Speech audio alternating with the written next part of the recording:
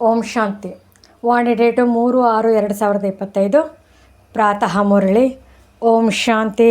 Bob ದಾದಾ ಮಧುಬನ. ಮಧುರ ಮಕ್ಕಳೇ, ತಮಗೆ ರಾಜ್ಯ ತಿಲಕವನ್ನು ಕೊಟ್ಟುಕೊಳ್ಳಲು ಯೋಗ್ಯರನ್ನಾಗಿ ಮಾಡಿಕೊಳ್ಳಿ. ಎಷ್ಟು ವಿದ್ಯೆಯನ್ನು ಓದುತ್ತೀರಿ, ಶ್ರೀಮತದಂತೆ ನಡೆಯುತ್ತೀರಿ, ಅಷ್ಟು ರಾಜ್ಯ ತಿಲಕವು ಸಿಗುವುದು. ಪ್ರಶ್ನೆ: ಯಾವ ಸ್ಮೃತಿಯಲ್ಲಿದ್ದಾಗ ರಾವಣತನದ ಸ್ಮೃತಿಯು ವಿಸ್ಮೃತಿಯಾಗುವುದು? ಉತ್ತರ: ಸದಾ ಸ್ಮೃತಿಯಲ್ಲೇ ಇರಲಿ. ನಾವು ಸ್ತ್ರೀ ಪುರುಷರಲ್ಲ, ಆತ್ಮಗಳಾಗಿದ್ದೇವೆ. ನಾವು ದೊಡ್ಡ ತಂದೆ ಅಂದರೆ ಶಿವ ತಂದೆಯಿಂದ, ಚಿಕ್ಕ ತಂದೆ ಅಂದರೆ ಬ್ರಹ್ಮ ಅವರ ಮೂಲಕ ಆಸ್ತಿಯನ್ನು ಪಡೆದುಕೊಳ್ಳುತ್ತಿದ್ದೇವೆ. ಈ ಸ್ಮೃತಿಯು ರಾವಣತನದ ಸ್ಮೃತಿಯನ್ನು ಮರೆಸಿಬಿಡುವುದು. ನಾವು ಒಬ್ಬ ತಂದೆಯ ಮಕ್ಕಳಾಗಿದ್ದೇವೆಂದು ನಿಮಗೆ ಸ್ಮೃತಿಯು ಬಂದಿತೆಂದರೆ ರಾವಣನ ಸ್ಮೃತಿಯು ಸಮಾಪ್ತಿಯಾಗಿ ಬಿಡುತ್ತದೆ. ಇದು ಸಹ ಪವಿತ್ರರಾಗಿರುವ ಬಹಳ ಒಳ್ಳೆಯ ಯುಕ್ತಿಯಾಗಿದೆ, ಆದರೆ ಇದರಲ್ಲಿ ಪರಿಶ್ರಮ ಪಡಬೇಕು. ಗೀತೆ: ನಿಮ್ಮನ್ನು ಪಡೆದು ನಾನು ಜಗತ್ತನ್ನೇ ಪಡೆದೆನು. ಓಂ ಶಾಂತಿ. ಆತ್ಮೀಯ ತಂದೆಯ ಕುಳಿತು ಆತ್ಮೀಯ ಮಕ್ಕಳಿಗೆ ತಿಳಿಸುತ್ತಾರೆ, ನೋಡಿ, ಎಲ್ಲರೂ ಇಲ್ಲಿ ಭ್ರುಕುಟಿ ಅಂದರೆ ತಿಲಕವನ್ನು ಇಟ್ಟುಕೊಳ್ಳುತ್ತಾರೆ. ಈ ಜಾಗವು ಮೊದಲನೇದಾಗಿ ಆತ್ಮದ ನಿವಾಸ ಸ್ಥಾನವಾಗಿದೆ. ಎರಡನೇದಾಗಿ ರಾಜ ತಿಲಕವನ್ನು ಇಲ್ಲಿಯೇ ಇಡಲಾಗುತ್ತದೆ. ಇದು ಆತ್ಮದ ಸಂಕೇತವಾಗಿದೆ. ಈಗ ಆತ್ಮಕ್ಕೆ ತಂದೆಯಿಂದ ಸ್ವರ್ಗದ ಆಸ್ತಿಯೂ ಬೇಕು, ವಿಶ್ವದ ರಾಜ್ಯ ತಿಲಕವೂ ಬೇಕು. ಸೂರ್ಯವಂಶಿ, ಚಂದ್ರವಂಶಿ, ಮಹಾರಾಜ ಮಹಾರಾಣಿ ಆಗುವುದಕ್ಕಾಗಿಯೇ ಓದುತ್ತಿದ್ದೀರಿ. ಈ ವಿದ್ಯೆಯನ್ನು ಓದುವುದೆಂದರೆ ತಮಗೆ ತಾವು ರಾಜ ತಿಲಕವನ್ನು ಕೊಟ್ಟುಕೊಳ್ಳುವುದಾಗಿದೆ. ನೀವಿಲ್ಲಿ ಓದುವುದಕ್ಕಾಗಿಯೇ ಬಂದಿದ್ದೀರಿ. ಭ್ರುಕಟಿಯಲ್ಲಿ ನಿವಾಸ ಮಾಡುವ ಆತ್ಮವು ಹೇಳುತ್ತದೆ, ಬಾಬಾ, ನಾವು ತಮ್ಮಿಂದ ವಿಶ್ವದ ರಾಜ್ಯವನ್ನು ಮತ್ತು ಸ್ವರಾಜ್ಯವನ್ನು ಅವಶ್ಯವಾಗಿ ಪ್ರಾಪ್ತಿ ಮಾಡಿಕೊಳ್ಳುತ್ತೇವೆ. ಪ್ರತಿಯೊಬ್ಬರೂ ತಮಗಾಗಿಯೇ ಪುರುಷಾರ್ಥ ಮಾಡಬೇಕಾಗಿದೆ. ಮಕ್ಕಳು ಹೇಳುತ್ತಾರೆ, ಬಾಬಾ, ನಾವು ಇಂತಹ ಸುಪುತ್ರರಾಗಿ ತೋರಿಸುತ್ತೇವೆ. ನಾವು ಹೇಗೆ ನಡೆಯುತ್ತೇವೆಂದು ತಾವು ನೋಡುತ್ತಾ ಇರಿ. ನಾವು ನಮಗೆ ರಾಜತಿಲಕವನ್ನು ಇಟ್ಟುಕೊಳ್ಳಲು ಯೋಗ್ಯರಾಗಿದ್ದೇವೆ ಅಥವಾ ಇಲ್ಲವೇ ಎಂಬುದನ್ನು ಸಹ ಮಕ್ಕಳು ಅರಿತುಕೊಳ್ಳಬಹುದಾಗಿದೆ. ನೀವು ಮಕ್ಕಳು ತಂದೆಯ ಸುಪುತ್ರರಾಗಿ ಮಾಡಿ ತೋರಿಸಬೇಕಾಗಿದೆ. ಬಾಬಾ, ನಾವು ತಮ್ಮ ಹೆಸರನ್ನು ಪ್ರಖ್ಯಾತಗೊಳಿಸುತ್ತೇವೆ. ನಾವು ತಮ್ಮ ಸಹಯೋಗಿಗಳು. ನಮ್ಮ ಸಹಯೋಗಿಗಳಾಗಿ ಭಾರತದಲ್ಲಿ ರಾಜ್ಯ ಮಾಡುತ್ತೇವೆ. ನಮ್ಮ ರಾಜ್ಯವೆಂದು ಭಾರತವಾಸಿಗಳು ಹೇಳುತ್ತಾರಲ್ಲವೇ, ಆದರೆ ನಾವೀಗ ವಿಷಯ ವೈತರಣಿ ನದಿಯಲ್ಲಿ ಮುಳುಗುತ್ತಿದ್ದೇವೆ. ನಾವು ಆತ್ಮಗಳಿಗೆ ರಾಜ್ಯವಿಲ್ಲ ಎಂಬುದು ಪಾಪ ಅವರಿಗೆ ಗೊತ್ತಿಲ್ಲ. ಈಗಂತೂ ಆತ್ಮವು ತಲೆ ಕೆಳಗಾಗಿದೆ, ತಿನ್ನುವುದಕ್ಕೂ ಸಿಗುತ್ತಿಲ್ಲ. ಯಾವಾಗ ಈ ಸ್ಮೃತಿಯನ್ನು ತಲುಪುವರೋ ಆಗ ತಂದೆಯು ಹೇಳುತ್ತಾರೆ, ಈಗಂತೂ ನನ್ನ ಮಕ್ಕಳಿಗೆ ತಿನ್ನುವುದಕ್ಕೂ ಸಿಗುತ್ತಿಲ್ಲ. ಈಗ ನಾನು ಅವರಿಗೆ ರಾಜಯೋಗವನ್ನು ಕಲಿಸೋಣವೇ ಎಂದು ಹೇಳಿ ರಾಜಯೋಗವನ್ನು ಕಲಿಸಲು ಬರುತ್ತಾರೆ. ಬೇಹದ್ದಿನ ತಂದೆಯನ್ನು ಎಲ್ಲರೂ ನೆನಪು ಮಾಡುತ್ತಾರೆ. ಅವರು ಸಹ ಹೊಸ ಪ್ರಪಂಚವನ್ನು ರಚಿಸುವವರಾಗಿದ್ದಾರೆ. ತಂದೆಯು ಪತಿತ ಪಾವನನು, ಜ್ಞಾನಸಾಗರನು ಆಗಿದ್ದಾರೆ. ಇದು ನಿಮ್ಮ ವಿನಃ ಮತ್ಯಾರ ಬುದ್ಧಿಯಲ್ಲಿಲ್ಲ. ಅವಶ್ಯವಾಗಿ ನಮ್ಮ ತಂದೆಯು ಜ್ಞಾನಸಾಗರ, ಸುಖದ ಸಾಗರನಾಗಿದ್ದಾರೆ ಎಂಬುದನ್ನು ಕೇವಲ ನೀವು ಮಕ್ಕಳೇ ಅರಿತುಕೊಂಡಿದ್ದೀರಿ. ಈ ಮಹಿಮೆಯನ್ನು ಚೆನ್ನಾಗಿ ನೆನಪು ಮಾಡಿಕೊಳ್ಳಿ, ಮರೆಯಬೇಡಿ. ತಂದೆಯ ಮಹಿಮೆ ಇದೆಯಲ್ಲವೇ, ಅವರು ಪುನರ್ಜನ್ಮ ರಹಿತ ಆಗಿದ್ದಾರೆ. ಕೃಷ್ಣನ ಮಹಿಮೆಯು ಸಂಪೂರ್ಣ ಭಿನ್ನವಾಗಿದೆ. ರಾಷ್ಟ್ರಪತಿ, ಪ್ರಧಾನಮಂತ್ರಿಯ ಮಹಿಮೆಯು ಬೇರೆ ಬೇರೆಯಾಗಿರುತ್ತದೆ. ತಂದೆಯು ತಿಳಿಸುತ್ತಾರೆ, ನನಗೂ ಈ ನಾಟಕದಲ್ಲಿ ಬಹಳ ಶ್ರೇಷ್ಠವಾದ ಪಾತ್ರವು ಸಿಕ್ಕಿದೆ. ಇದು ಬೇಹದ್ದಿನ ನಾಟಕವಾಗಿದೆ. ಇದರ ಕಾಲಾವಧಿ ಎಷ್ಟೆಂಬುದು ನಾಟಕದಲ್ಲಿ ಪಾತ್ರಧಾರಿಗಳಿಗೆ ತಿಳಿದಿರಬೇಕಲ್ಲವೇ? ಒಂದು ವೇಳೆ ತಿಳಿದುಕೊಂಡಿಲ್ಲವೆಂದರೆ ಅವರಿಗೆ ಬುದ್ಧಿಹೀನರೆಂದು ಹೇಳಲಾಗುತ್ತದೆ. ಆದರೆ ಇದನ್ನು ಯಾರೂ ತಿಳಿದುಕೊಂಡಿಲ್ಲ. ತಂದೆಯು ಬಂದು ಇದರ ಅಂತರವನ್ನು ತಿಳಿಸುತ್ತಾರೆ. ಮನುಷ್ಯರು ಹೇಗಾಗಿದ್ದಾರೆ ಈಗ ನೀವು ತಿಳಿದುಕೊಂಡಿದ್ದೀರಿ. ಮನುಷ್ಯರಿಗೆ ಏನೂ ಗೊತ್ತಿಲ್ಲ.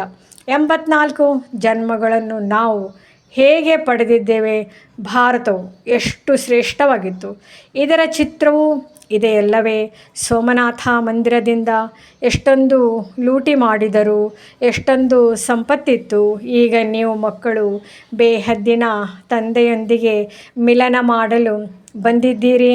ತಂದೆಯಿಂದ ರಾಜ ತಿಲಕವನ್ನು ಶ್ರೀಮತದಂತೆ ಪಡೆಯಲು ಬಂದಿದ್ದೇವೆಂದು ಮಕ್ಕಳಿಗೆ ಗೊತ್ತಿದೆ. ಪವಿತ್ರರಂತೂ ಆಗಲೇಬೇಕೆಂದು ತಂದೆಯು ತಿಳಿಸುತ್ತಾರೆ. ಜನ್ಮಾಂತರ ವಿಷಯ ವೈತರಣೆ ನದಿಯಲ್ಲಿ ಮುಳುಗಿ ಸುಸ್ತಾಗಿಲ್ಲವೇ. ಸ್ವಯಂ ಹೇಳುತ್ತಾರೆ, ನಾವು ಪಾಪಿಯಾಗಿದ್ದೇವೆ, ನಾವು ನಿರ್ಗುಣರು, ನಮ್ಮಲ್ಲಿ ಯಾವುದೇ ಗುಣವಿಲ್ಲ ಅಂದಾಗ ಒಮ್ಮೆಯಂತೂ ಆ ಗುಣಗಳು ಇದ್ದವು ಅಲ್ಲವೇ. ಆದರೆ ಇಂದು ಇಲ್ಲ.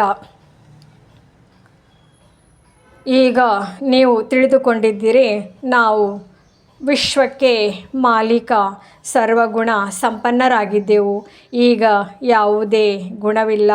ಇದನ್ನು ಸಹ ತಂದೆಯು ತಿಳಿಸುತ್ತಾರೆ. ಮಕ್ಕಳ ರಚಯಿತ ತಂದೆಯಾಗಿದ್ದಾರೆ ಅಂದಾಗ ಎಲ್ಲ ಮಕ್ಕಳ ಮೇಲೆ ತಂದೆಗೆ ಬಹಳ ದಯೆ ಬರುತ್ತದೆ. ದಯೆ ಇದೆ ಅಲ್ಲವೇ. ತಂದೆಯು ತಿಳಿಸುತ್ತಾರೆ, ಈ ಡ್ರಾಮಾದಲ್ಲಿ ನನ್ನದು ಸಹ ಪಾತ್ರವಿದೆ. ಎಷ್ಟೊಂದು ತಮೋಪ್ರಧಾನರಾಗಿದ್ದೀರಿ.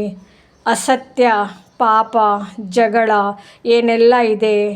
ನಾವು ಒಂದು ಸಮಯದಲ್ಲಿ ವಿಶ್ವದ ಮಾಲೀಕರು, ಡಬಲ್ ಕಿರೀಟಧಾರಿಗಳಾಗಿದ್ದೆವೆಂದು ಭಾರತವಾಸಿಗಳೆಲ್ಲರೂ ಮರೆತಿದ್ದಾರೆ.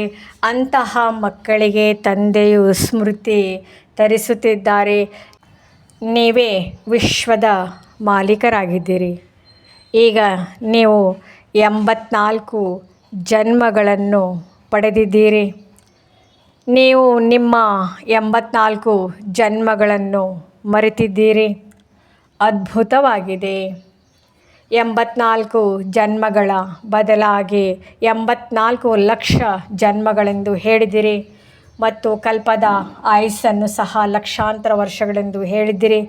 ಘೋರ ಅಂಧಕಾರದಲ್ಲಿದ್ದಿರಲ್ಲವೇ. ಎಷ್ಟೊಂದು ಅಸತ್ಯವಿದೆ.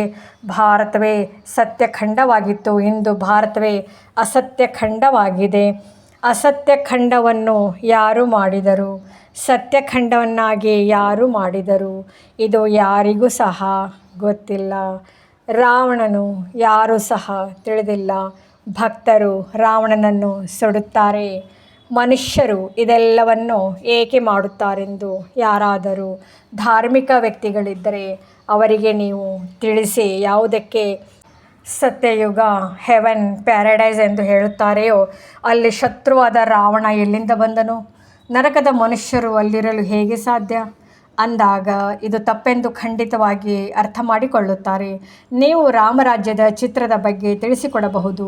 ಇಲ್ಲಿ ರಾವಣನು ಎಲ್ಲಿಂದ ಬಂದನು ನೀವು ತಿಳಿಸಿದರೂ ಸಹ ಅವರು ತಿಳಿದುಕೊಳ್ಳುವುದಿಲ್ಲ.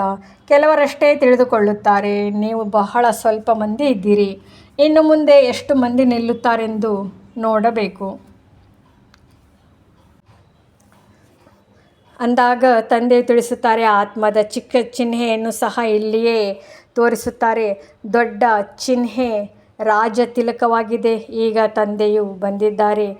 ನೀವು ನಿಮಗೆ ಶ್ರೇಷ್ಠ ತಿಲಕವನ್ನು ಹೇಗೆ ಕೊಟ್ಟುಕೊಳ್ಳುವುದು, ನೀವು ಸ್ವರಾಜ್ಯವನ್ನು ಹೇಗೆ ಪ್ರಾಪ್ತಿ ಮಾಡಿಕೊಳ್ಳಬಹುದು, ಇದರ ದಾರಿಯನ್ನು ತಿಳಿಸುತ್ತಾರೆ. ಅದಕ್ಕೆ ರಾಜಯೋಗವೆಂದು ಹೆಸರನ್ನಿಡಲಾಗಿದೆ. ಕಲಿಸುವವರು ತಂದೆಯಾಗಿದ್ದಾರೆ. ಕೃಷ್ಣನೆಂದಾದರೂ ತಂದೆಯಾಗಲು ಸಾಧ್ಯವೇ. ಅವನಾದರೂ ಮಗುವಾಗಿದ್ದಾನೆ. ನಂತರ ರಾಧೆಯ ಜೊತೆ ಸ್ವಯಂವರ ನಡೆಯುತ್ತದೆ. ಆನಂತರ ಒಂದು ಮಗುವು ಜನ್ಮ ಪಡೆಯುತ್ತದೆ. ಬಾಕಿ ಇಷ್ಟೊಂದು ಮಂದಿ ರಾಣಿಯರನ್ನು ತೋರಿಸುತ್ತಾರೆ. ಇದು ಅಸತ್ಯವಾಗಿದೆ. ಆದರೆ ಇದು ಸಹ ಡ್ರಾಮಾದಲ್ಲಿ ನಿಗದಿತವಾಗಿದೆ. ಇಂತಹ ಮಾತುಗಳನ್ನು ಮತ್ತೆ ಕೇಳುತ್ತೇವೆ. ಈಗ ನೀವು ಮಕ್ಕಳು ಬುದ್ಧಿಯಲ್ಲಿದೆ, ಹೇಗೆ ನಾವು ಆತ್ಮಗಳಿಂದ ಮೇಲಿಂದ ಪಾತ್ರವನ್ನು ಅಭಿನಯಿಸಲು ಬರುತ್ತೇವೆ, ಒಂದು ಶರೀರವನ್ನು ಬಿಟ್ಟು ಇನ್ನೊಂದನ್ನು ಪಡೆಯುತ್ತೇವೆ. ಇದಂತೂ ಬಹಳ ಸಹಜವಾಗಿದೆ ಅಲ್ಲವೇ? ಮಕ್ಕಳು ಜನ್ಮ ಪಡೆದ ಕೂಡಲೇ ಮಾತನಾಡುವುದನ್ನು ಕಲಿಸುತ್ತಾರೆ. ಕಲಿಸಿದಾಗ ಅದು ಕಲಿಯುತ್ತದೆ. ನಿಮಗೆ ತಂದೆಯು ಏನನ್ನು ಕಲಿಸುತ್ತಾರೆ? ತಂದೆ ಮತ್ತು ಆಸ್ತಿಯನ್ನು ನೆನಪು ಮಾಡಬೇಕೆಂದು ತಿಳಿಸುತ್ತಾರೆ. ನೀವು ಮಾತಾ ಪಿತಾ ಆಗಿದ್ದೀರೆಂದು ಹಾಡುತ್ತೀರಲ್ಲವೇ? ಮಕ್ಕಳಿಗೆ ತಿಳಿದಿದೆ, ಇಲ್ಲಿ ನೀವು ಶಿವತಂದೆಯ ಬಳಿಗೆ ಬಂದಿದ್ದೀರಿ. ಭಗೀರಥ ಎಂಬುದು ಮನುಷ್ಯನ ರಥವಾಗಿದೆ. ಇವರಲ್ಲಿ ಬ್ರಹ್ಮ ಅಂದರೆ ಪರಂಪಿತ ಪರಮಾತ್ಮ ತಂದೆಯು ವಿರಾಜಮಾನನಾಗಿದ್ದಾರೆ. ಆದರೆ ರಥದ ಹೆಸರೇನಾಗಿದೆ? ಈಗ ನಿಮಗೆ ತಿಳಿದಿದೆ. ಇವರ ಹೆಸರು ಬ್ರಹ್ಮ ಎಂದಾಗಿದೆ. ಏಕೆಂದರೆ ಬ್ರಹ್ಮನ ಮೂಲಕ ಬ್ರಾಹ್ಮಣರನ್ನು ರಚಿಸಲಾಗುತ್ತದೆ. ಮೊದಲು ಬ್ರಾಹ್ಮಣರ ಶಿಖೆ, ನಂತರ ದೇವತಾ. ಮೊದಲಂತೂ ಬ್ರಾಹ್ಮಣರು ಬೇಕಾಗಿದ್ದಾರೆ. ಆದ್ದರಿಂದ ವಿರಾಟ ರೂಪವನ್ನು ತೋರಿಸಲಾಗಿದೆ. ನೀವು ಬ್ರಾಹ್ಮಣರೇ ಮತ್ತೆ ದೇವತೆ ಆಗುತ್ತೀರಿ. ತಂದೆಯು ಬಹಳ ಚೆನ್ನಾಗಿ ತಿಳಿಸುತ್ತಾರೆ. ಆದರೂ ಸಹ ಮಕ್ಕಳು ಮರೆತು ಬಿಡುತ್ತಾರೆ. ತಂದೆಯು ತಿಳಿಸುತ್ತಾರೆ, ಮಕ್ಕಳೇ ಸದಾ ಸ್ಮೃತಿಯಲ್ಲಿಟ್ಟುಕೊಳ್ಳಿ, ನಾವು ಆತ್ಮರಾಗಿದ್ದೇವೆ, ಸ್ತ್ರೀ ಪುರುಷರಲ್ಲ. ನಾವು ದೊಡ್ಡ ತಂದೆ ಅಂದರೆ ಶಿವತಂದೆಯಿಂದ ಚಿಕ್ಕ ತಂದೆಯ ಮೂಲಕ ಆಸ್ತಿಯನ್ನು ಪಡೆದುಕೊಳ್ಳುತ್ತಿದ್ದೇವೆ. ಅಂದಾಗ ರಾವಣತನದ ಸ್ಮೃತಿಯು ವಿಸ್ಮೃತಿಯಾಗಿ ಬಿಡುತ್ತದೆ. ಇದು ಪವಿತ್ರರಾಗಿರಲು ಬಹಳ ಒಳ್ಳೆಯ ಯುಕ್ತಿಯಾಗಿದೆ. ತಂದೆಯ ಬಳಿ ಬಹಳಷ್ಟು ದಂಪತಿಗಳು ಬರುತ್ತಾರೆ. ಇಬ್ಬರು ಬಾಬಾ ಎಂದು ಹೇಳುತ್ತಾರೆ. ನಾವು ಒಬ್ಬ ತಂದೆಯ ಮಕ್ಕಳಾಗಿದ್ದೇವೆಂದು ಯಾವಾಗ ಸ್ಮೃತಿಯು ಬರುತ್ತದೆಯೋ ಆಗ ರಾವಣತನದ ಸ್ಮೃತಿಯು ವಿಸ್ಮೃತಿಯಾಗಿ ಬಿಡಬೇಕು. ಇದರಲ್ಲಿಯೇ ಪರಿಶ್ರಮವಿದೆ. ಪರಿಶ್ರಮವಿಲ್ಲದೆ ಏನೂ ಸಹ ನಡೆಯುವುದಿಲ್ಲ. ನಾವು ತಂದೆಯ ಮಕ್ಕಳಾಗಿದ್ದೇವೆ, ಅವರನ್ನೇ ನೆನಪು ಮಾಡಬೇಕಾಗಿದೆ.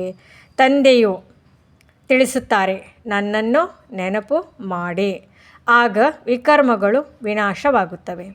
84 ಜನ್ಮಗಳ ಕಥೆಯೂ ಸಹ ಬಹಳ ಸಹಜವಾಗಿದೆ. ಬಾಕಿ ತಂದೆಯನ್ನು ನೆನಪು ಮಾಡುವುದರಲ್ಲಿಯೇ ಪರಿಶ್ರಮವಿದೆ. ತಂದೆಯು ಹೇಳುತ್ತಾರೆ, ಕೊನೆ ಪಕ್ಷ 8 ಗಂಟೆಯಾದರೂ ನೆನಪು ಮಾಡುವ ಪುರುಷಾರ್ಥ ಮಾಡಿ. 1 ಗಂಟೆ, ಅರ್ಧ ಗಂಟೆ ಕ್ಲಾಸಿಗೆ ಬರುವಾಗ ಸ್ಮೃತಿ ಇರಬೇಕು. ತಂದೆಯು ನಮಗೆ ಓದಿಸುತ್ತಿದ್ದಾರೆ. ಈಗ ನೀವು ತಂದೆಯ ಸನ್ಮುಖದಲ್ಲಿದ್ದೀರಲ್ಲವೇ? ತಂದೆಯು ಮಕ್ಕಳೇ ಮಕ್ಕಳೇ ಎಂದು ತಿಳಿಸುತ್ತಾರೆ. ನೀವು ಮಕ್ಕಳು ಕೇಳುತ್ತೀರಿ. ತಂದೆಯು ತಿಳಿಸುತ್ತಾರೆ, ಹಿಯರ್ ನೋ ಇವಿಲ್. ಇದು ಸಹ ಈಗಿನ ಮಾತಾಗಿದೆ. ಈಗ ನೀವು ಮಕ್ಕಳಿಗೆ ಗೊತ್ತಿದೆ, ನಾವು ಜ್ಞಾನಸಾಗರ ತಂದೆಯ ಸನ್ಮುಖದಲ್ಲಿ ಬಂದಿದ್ದೇವೆ. ಜ್ಞಾನಸಾಗರ ತಂದೆಯು ನಿಮಗೆ ಇಡೀ ಸೃಷ್ಟಿಯ ಜ್ಞಾನವನ್ನು ತಿಳಿಸುತ್ತಿದ್ದಾರೆ. ಮತ್ತು ಯಾರಾದರೂ ಸ್ವೀಕರಿಸಲಿ ಅಥವಾ ಬಿಡಲಿ, ಅದು ಅವರ ಮೇಲೆ ಆಧಾರಿತವಾಗಿದೆ. ತಂದೆಯು ಬಂದು ಈಗ ಜ್ಞಾನವನ್ನು ಕೊಡುತ್ತಿದ್ದಾರೆ. ನಾವೀಗ ರಾಜಯೋಗವನ್ನು ಕಲಿಯುತ್ತೇವೆ. ನಂತರ ಯಾವುದೇ ಶಾಸ್ತ್ರ ಇತ್ಯಾದಿ ಭಕ್ತಿಯ ಅಂಶವೂ ಇರುವುದಿಲ್ಲ. ಭಕ್ತಿ ಮಾರ್ಗದಲ್ಲಿ ಜ್ಞಾನವು ಅಂಶ ಮಾತ್ರವೂ ಸಹ ಇರುವುದಿಲ್ಲ. ಜ್ಞಾನ ಮಾರ್ಗದಲ್ಲಿ ಮತ್ತೆ ಭಕ್ತಿಯ ಅಂಶವೇ ಇರುವುದಿಲ್ಲ. ಜ್ಞಾನ ಸಾಗರ ಯಾವಾಗ ಬರುತ್ತಾರೆಯೋ ಆಗಲೇ ಜ್ಞಾನವನ್ನು ತಿಳಿಸುತ್ತಾರೆ. ಅವರ ಜ್ಞಾನವು ಸದ್ಗತಿಗಾಗಿಯೇ ಇರುತ್ತದೆ. ಸದ್ಗತಿದಾತ ಒಬ್ಬರೇ ಆಗಿದ್ದಾರೆ. ಯಾರಿಗೆ ಭಗವಂತನೆಂದು ಹೇಳಲಾಗುತ್ತದೆ?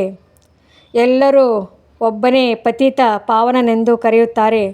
ಅಂದಾಗ ಬೇರೆ ಯಾರಾದರೂ ಇರಲು ಹೇಗೆ ಸಾಧ್ಯ?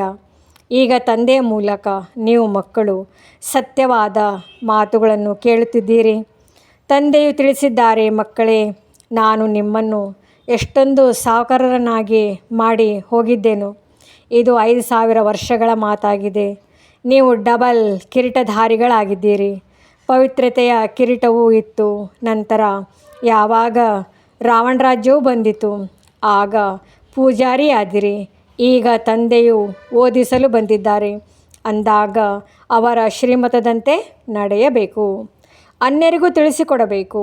ನನಗೆ ಈ ಶರೀರದ ಲೋನ್ ತೆಗೆದುಕೊಳ್ಳಬೇಕಾಗಿ ಬರುತ್ತದೆ ಎಂದು ತಂದೆಯು ತಿಳಿಸುತ್ತಾರೆ. ಮಹಿಮೆಯೆಲ್ಲವೂ ಆ ಒಬ್ಬ ತಂದೆಯದೇ ಆಗಿದೆ. ನಾನಂತೂ ಅಂದರೆ ಬ್ರಹ್ಮ ಅವರ ರಥವಾಗಿದ್ದೇನೆ ಅಷ್ಟೇ. ಎತ್ತಿನ ಮಾತಲ್ಲ. ಬಲಿಹಾರಿ ಎಲ್ಲವೂ ಆ ಒಬ್ಬ ತಂದೆಯದೇ ಆಗಿದೆ. ತಂದೆಯು ನಿಮಗೆ ತಿಳಿಸುತ್ತಾರೆ, ನಾನು ಮಧ್ಯದಲ್ಲಿ ಕೇಳಿಸಿಕೊಳ್ಳುತ್ತೇವೆ. ನನ್ನನ್ನೊಬ್ಬನಿಗೆ ಹೇಗೆ ತಿಳಿಸುತ್ತಾರೆ? ನಿಮಗೆ ತಿಳಿಸಿದಾಗ ನಾನು ಕೇಳಿಸಿಕೊಳ್ಳುತ್ತೇನೆ. ಇವರು ಅಂದರೆ ಬ್ರಹ್ಮ ಸಹ ಪುರುಷಾರ್ಥಿ ವಿದ್ಯಾರ್ಥಿ ಆಗಿದ್ದಾರೆ. ನೀವು ಸಹ ವಿದ್ಯಾರ್ಥಿಗಳಾಗಿದ್ದೀರಿ. ಇವರು ಓದುತ್ತಾರೆ, ತಂದೆಯ ನೆನಪಿನಲ್ಲಿರುತ್ತಾರೆ, ಎಷ್ಟೊಂದು ಖುಷಿಯಲ್ಲಿರುತ್ತಾರೆ. ಲಕ್ಷ್ಮೀ ನಾರಾಯಣರನ್ನು ನೋಡಿ ಖುಷಿಪಡುತ್ತಾರೆ. ನಾನು ಈ ರೀತಿ ಆಗೋನಾಗಿದ್ದೇನೆ. ಸ್ವರ್ಗದ ರಾಜಕುಮಾರ ರಾಜಕುಮಾರಿ ಆಗಲು ನೀವಿಲ್ಲಿ ಬಂದಿದ್ದೀರಿ. ಇದು ರಾಜಯೋಗವಾಗಿದೆ. ಗುರುದ್ದೇಶವೂ ಇದೆ. ಓದಿಸುವವರು ಕುಳಿತಿದ್ದಾರೆ ಅಂದಾಗ ಅಷ್ಟೊಂದು ಖುಷಿ ಏಕೆ ಆಗುವುದಿಲ್ಲ?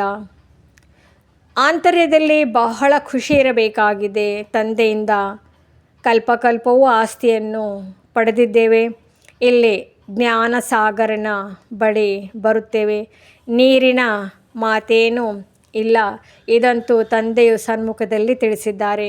ನೀವು ಸಹ ದೇವತೆಗಳಾಗಲು ಓದುತ್ತಿದ್ದೀರಿ. ಮಕ್ಕಳಿಗೆ ಬಹಳ ಖುಷಿಯಾಗಬೇಕಾಗಿದೆ. ನಾವೀಗ ಮನೆಗೆ ಹೋಗುತ್ತೇವೆ. ಈಗ ಯಾರೆಷ್ಟು ಓದುವರೋ ಅಷ್ಟು ಶ್ರೇಷ್ಠ ಪದವಿಯನ್ನು ಪಡೆಯುವರು. ಹೃದಯ ವಿದೀರ್ಣರಾಗಬೇಡಿ. ಬಹಳ ದೊಡ್ಡ ಲಾಟರಿಯಾಗಿದೆ. ತಿಳಿದುಕೊಳ್ಳುತ್ತಿದ್ದರೂ ಸಹ ಆಶ್ಚರ್ಯವಾಗಿ ಓಡಿ ಹೋಗುತ್ತಾರೆ. ವಿದ್ಯೆಯನ್ನು ಬಿಟ್ಟು ಬಿಡುತ್ತಾರೆ. ಮಾಯೆಯು ಎಷ್ಟು ಪ್ರಬಲವಾಗಿದೆ. ಒಳ್ಳೆಯದು. ಮಧುರಾತಿ ಮಧುರ ಅಗಲಿ ಹೋಗಿ ಮರಳಿ ಸಿಕ್ಕಿದ ಮಕ್ಕಳ ಪ್ರತಿ ಮಾತಾ ಪಿತಾ ಬಾಬ್ದಾದಾರವರ ನೆನಪು, ಪ್ರೀತಿ ಹಾಗೂ ಸುಪ್ರಭಾತ. ಆತ್ಮೀಯ ಮಕ್ಕಳಿಗೆ ಆತ್ಮೀಯ ತಂದೆಯ ನಮಸ್ತೆ. ಧಾರಣೆಗಾಗಿ ಮುಖ್ಯ ಸಾರ. ಮೊದಲನೆಯದು, ತನಗೆ ತಾನು ರಾಜತಿಲಕವನ್ನು ಕೊಟ್ಟುಕೊಳ್ಳಲು ಯೋಗ್ಯರನ್ನಾಗಿ ಮಾಡಿಕೊಳ್ಳಬೇಕಾಗಿದೆ. ಸುಪುತ್ರ ಮಗುವಾಗಿ ಪ್ರತ್ಯಕ್ಷ ಪ್ರಮಾಣವನ್ನು ಕೊಡಬೇಕು. ನಡತೆಯು ಬಹಳ ರಾಯಲ್ ಆಗಿ ಇಟ್ಟುಕೊಳ್ಳಬೇಕಾಗಿದೆ. ತಂದೆಗೆ ಸಂಪೂರ್ಣ ಸಹಯೋಗಿಗಳಾಗಬೇಕು. ಎರಡನೇ ಪಾಯಿಂಟ್, ನಾವು ವಿದ್ಯಾರ್ಥಿಯಾಗಿದ್ದೇವೆ. ಭಗವಂತ ನಮಗೆ ಓದಿಸುತ್ತಿದ್ದಾರೆ. ಈ ಖುಷಿಯಿಂದ ವಿದ್ಯೆಯನ್ನು ಓದಬೇಕು ಎಂದು ಸಹ ಪುರುಷಾರ್ಥದಲ್ಲಿ ಹೃದಯ ವಿದೀರ್ಣರಾಗಬಾರದು. ವರದಾನ: ತಮ್ಮ ಅಧಿಕಾರದ ಶಕ್ತಿಯ ಮೂಲಕ ತ್ರಿಮೂರ್ತಿ ರಚನೆಯನ್ನು ಸಹಯೋಗಿಯನ್ನಾಗಿ ಮಾಡಿಕೊಳ್ಳುವಂತಹ ಮಾಸ್ಟರ್ ರಚಯಿತ ಭವ. ತ್ರಿಮೂರ್ತಿ ಶಕ್ತಿಗಳು ಯಾವುದೆಂದರೆ ಮನಸ್ಸು, ಬುದ್ಧಿ ಮತ್ತು ಸಂಸ್ಕಾರ. ತಾವು ಮಾಸ್ಟರ್ ರಚಯಿತನ ರಚನೆಯಾಗಿದೆ. ಇವುಗಳನ್ನು ತಮ್ಮ ಅಧಿಕಾರದ ಶಕ್ತಿಯಿಂದ ಸಹಯೋಗಿಯನ್ನಾಗಿ ಮಾಡಿಕೊಳ್ಳಿರಿ. ಹೇಗೆ? ರಾಜನು ಸ್ವಯಂ ಕಾರ್ಯವನ್ನು ಮಾಡುವುದಿಲ್ಲ, ಮಾಡಿಸುತ್ತಾನೆ. ಮಾಡುವಂತಹ ರಾಜ್ಯ ಕಾರೋಬಾರದವರು ಬೇರೆ ಇರುತ್ತಾರೆ. ಹಾಗೆ ಆತ್ಮವು ಮಾಡಿಸುವವನಾಗಿದ್ದಾನೆ. ಮಾಡುವವರು ವಿಶೇಷವಾಗಿ ಈ ತ್ರಿಮೂರ್ತಿ ಶಕ್ತಿಗಳಾಗಿವೆ. ಅಂದ ಮೇಲೆ ತ್ರಿಮೂರ್ತಿ ಶಕ್ತಿಗಳನ್ನು ಹಾಗೂ ಸಾಕಾರ ಕರ್ಮೇಂದ್ರಿಯಗಳಿಗೆ ಮಾಸ್ಟರ್ ರಚಯಿತನ ವರದಾನವನ್ನು ಸ್ಮೃತಿಯಲ್ಲಿಟ್ಟುಕೊಂಡು ಸತ್ಯ ಮಾರ್ಗದಲ್ಲಿ ನಡೆಸಬೇಕು. ಸ್ಲೋಗನ್: ಅವ್ಯಕ್ತ ಪಾಲನೆಯ ವರದಾನದ ಅಧಿಕಾರದ ಅನುಭವ ಮಾಡುವುದಕ್ಕಾಗಿ ಸ್ಪಷ್ಟವಾದಿಯಾಗಿರಿ.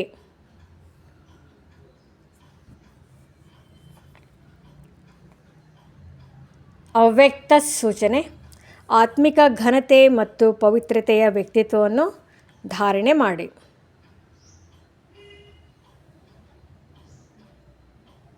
ಪವಿತ್ರತೆಯ ಕೇವಲ ಬ್ರಹ್ಮಚರ್ಯವಲ್ಲ, ಅದಂತೂ ಫೌಂಡೇಶನ್ ಆಗಿದೆ. ಆದರೆ ಜೊತೆಯಲ್ಲಿ ಬೇರೆ 4 ಇವೆ. ಕ್ರೋಧ ಮತ್ತು ಬೇರೆ ಎಲ್ಲ ಜೊತೆಗಾರರು ಯಾರಿದ್ದಾರೆ? ಆ ಮಹಾಭೂತಗಳ ತ್ಯಾಗ ಜೊತೆಯಲ್ಲಿ ಅವರ ಮರಿಮಕ್ಕಳು ಚಿಕ್ಕ ಚಿಕ್ಕ ವಂಶ ಮಾತ್ರ ಅದರದ್ದು ತ್ಯಾಗ ಮಾಡಿ. ಆಗ ಹೇಳಲಾಗುತ್ತದೆ, ಪವಿತ್ರತೆಯ ಆತ್ಮಿಕ ಘನತೆಯನ್ನು ಧಾರಣೆ ಮಾಡಿದ್ದಾರೆ. ಓಂ ಶಾಂತಿ.